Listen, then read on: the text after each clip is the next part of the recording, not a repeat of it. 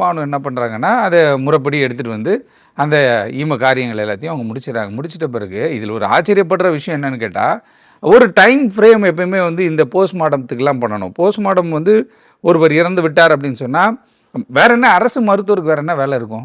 அரசு மருத்துவமனைக்குன்ட்டு ஒரு 50 doctor 100 doctor இருக்காங்க. அப்படின்னும் போது அட்டாப்சி இன்னைக்கு பண்ணுறாங்க அப்படின்னு கேட்டால், அது 2 நாள்லேயே அதுக்கான அந்த ரிப்போர்ட்டை கொடுக்கறதுக்கான வேலைகளை பார்க்க ஆரம்பிச்சிடும். ஏன்னா இந்த விஷயத்தில் இந்த அம்மா போயிட்டு கணவர் இறந்துட்டாரு அப்படின்னு சொன்னோன்னா அவங்க என்ன பண்ணுறாங்க, அந்த அட்டாப்சிக்கு உங்களுக்கு தெரியல ஒரு சில ஆய்வுகள் மேற்படுத்தி ஆர்கன்ஸ் எல்லாம் எடுத்து பண்ணுவாங்க. அப்படி ஆராய்ச்சி பண்ணுறதுக்காக அதை மட்டும் எடுத்துக்கிட்டு என்ன பண்ணுறாங்கன்னு கேட்டால், நீங்கள் போங்கம்மான்னு சொல்லி இவங்க ஃபார்மாலிட்டிஸ் எல்லாமே முடிச்சிடறாங்க. ஃபார்மாலிட்டிஸ் முடிச்சிட்ட பிறகு அந்த போஸ்ட்மார்ட்டம் ரிப்போர்ட்டை எடுத்து இவங்க பார்க்கும் பொழுது, தொண்டையில் வந்துட்டு ஏதோ ஒரு துணியை போட்டு கழுத்தில் வந்து அவரை இறுக்கி கொலை செய்யப்பட்டதாக ஒரு ஸ்ட்ராங்குலேஷன் சொல்கிறோம் இல்லையா ஆங்கிலத்தில். அதாவது என்ன கேட்டால் சுருக்கு மாதிரி போட்டு இழுத்து கட்டுறது. இந்த தூக்கு மாட்டும் பொழுதெல்லாம் ஸ்ட்ராங்குலேட் பண்ணுறாங்களா அது மாதிரி வந்து அவரை வந்து போட்டு இழுத்து கட்டியிருக்காங்க.